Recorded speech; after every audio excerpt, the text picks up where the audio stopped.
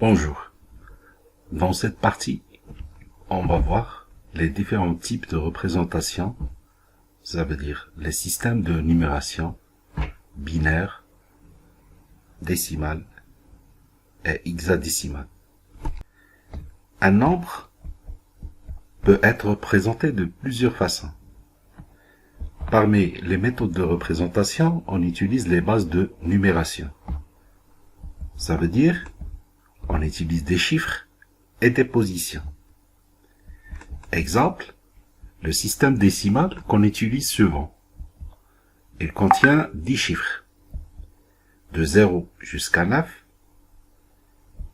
Le hexadécimal, on utilise 16 chiffres, de 0 à 9, et on complète les 16 chiffres avec A, B, C, D, E et F.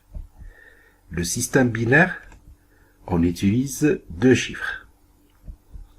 Exemple, 3281 en décimale. Alors, on remarque bien ici, dans notre système, ça, c'est les milliers, les centaines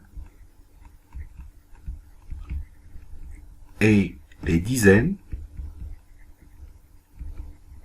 et les unités. Très bien.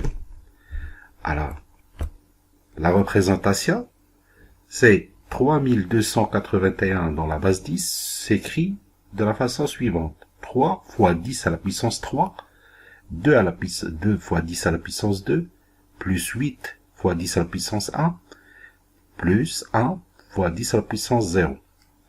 Autrement dit, le 1 c'est la position 0, le 8 c'est la position 1, le 2 c'est la position 2, et le 3 la position 3.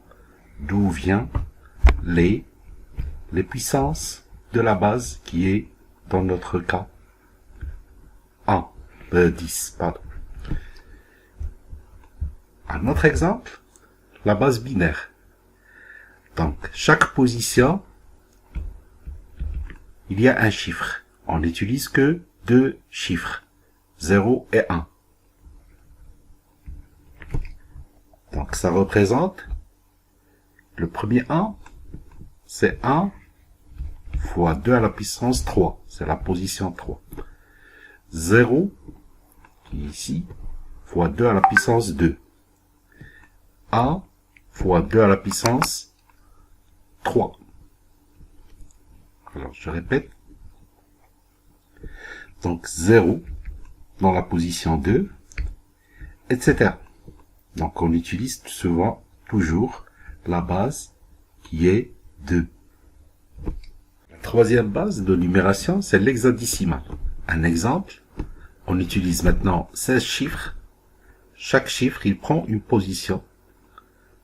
La position 0, la position 1, et la position 2, et la position 3.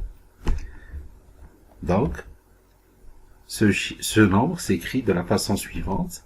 C'est f multiplié par 16 à la puissance 3. 0, c'est dans la deuxième position, etc. Alors, dans ce cas, le f, il représente le nombre 15. Le a, ça représente le nombre 10. En résumé, un même nombre peut s'écrire de plusieurs façons. Pour nous, 13 est naturel. Pour l'ordinateur, il devient une suite de 0 et 1. En base 10, chaque position correspond à une puissance de 10. Le nombre 347 signifie 3 centaines, 4 dizaines et 7 unités. En base 2, on utilise seulement 0 et 1. Les positions correspondent aux puissances de 2. 1, 2, 4, 8, 16, etc. Regardons 13. 13 s'écrit de la façon suivante. 4 plus 2, 8 plus 4 plus 1. On active donc les positions 8 et 4 et 1 et on obtient 1, 1, 0, 1 dans la base 2.